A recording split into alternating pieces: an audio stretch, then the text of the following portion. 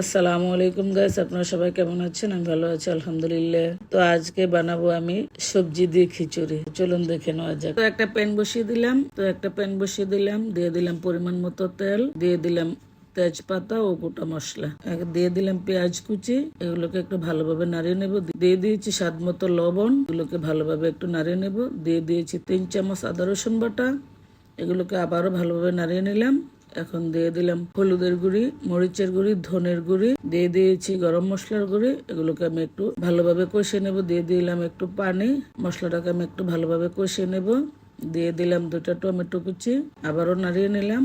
দিয়ে দিলাম এখানে বুটের ডালগুলোকে আমি একটু কষিয়ে নিয়েছি। দিয়ে দিলাম এখানে সবজি, আমি এখানে দিয়েছি লাউ, গাজর, আলু। এখন সবজিগুলোকে আমি ভালোভাবে কষিয়ে নিয়েছি। সবজিগুলো কষানো হয়ে গেছে। এখন দিয়ে দিলাম আমি চাল আর ডাল একসাথে আমি ধুয়ে নিয়েছি।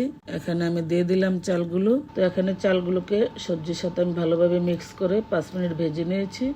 এ তো ভাজি হয়ে গেছে। দিয়ে দিলাম আমি পরিমাণ মতো পানি। এখানে পানি দিয়ে আমি হাই হিটে 5 মিনিট জাল করে নেব।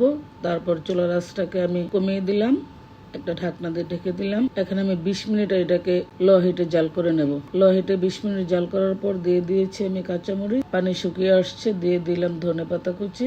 এই তো হয়ে গেল আমার সুন্দর একটা পাতলা খিচুড়ি। তো এখানে আমি মুরগির মাংস কষিয়ে আলু দিয়ে ঝোল করে জাল দিয়ে নিয়েছি। এখানে কচু ভাজি করে নিয়েছি খিচুড়ির সাথে খাওয়ার জন্য। তো আপনাদের কার কার খিচুড়ি খেতে ভালো লাগে কমেন্টে জানাবেন। তো আজ আমি যাচ্ছি, দেখা হচ্ছে অন্য কোনো ভিডিওতে। আল্লাহ হাফেজ।